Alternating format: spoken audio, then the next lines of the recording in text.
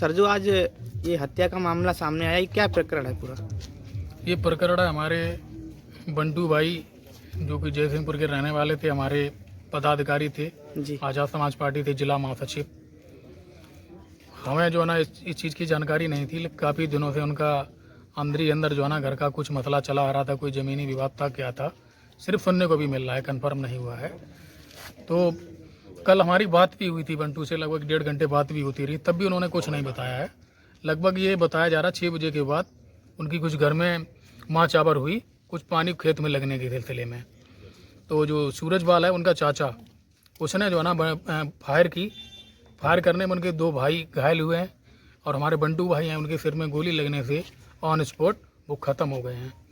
ये हमारे समाज के और पार्टी संगठन के लिए बहुत बड़ी क्षति है और हम बंटू भाई के का जो हमारे हैं उन्हें हम कभी भुला नहीं पाएंगे। सर, कार्रवाई हुई है अभी तक किसी पे? कार्रवाई प्रशासन है ना कोऑपरेट कर रहा है, लगातार प्रशासन को हम लोग कोऑपरेट कर रहे हैं। शाम को सर जो कल हत्या का मामला सामने आया, इसमें क्या प्रकरण पूरा सर? ये प्रकरण जो है ये हमारे पार्टी के आज़ाद समाज पार्टी के जिला महासचिव बंटू कठेरिया जी थे। जी इनका पारिवारिक कुछ मुद्दा चल रहा था ज़मीन को लेकर, और ये जो जिसने घटना को अंजाम दिया ये चाचा हैं बंटू के। इनका नाम क्या था?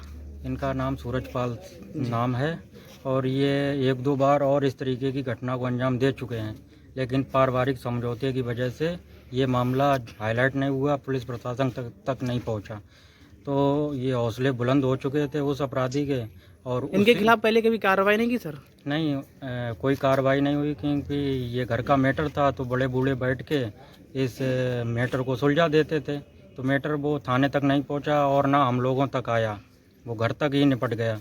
लेकिन ये इस बार हद हो गई कि जब आरोपी ने, और ये आरोपी जो है ये एक बार और असला से फायरिंग कर चुका है और इनके चाचा के लड़के को मार पीट चुका है, तो उसकी डेथ भी हो चुकी है। उसी की इसकी जानकारी है आपको, किस बात को लेकर उन्होंने गोली मारी? ये वाद विवाद हुआ ज़मीन को लेकर, पानी को लेकर, ये समर लगी है तो उसी को लेकर वाद विवाद हुआ।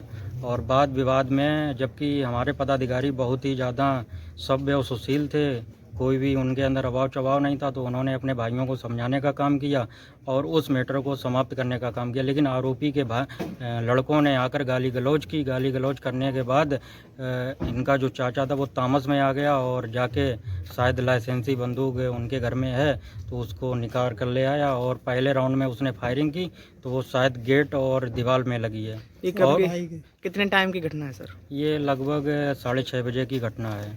तो ये कहीं ना कहीं दूसरे राउंड में हमारे जो पदाधिकारी बंटू कठेरिया जी, उनके सर में ये गोली लगी जाकर, तो ये ऑन स्पॉट ख़त्म हो गए।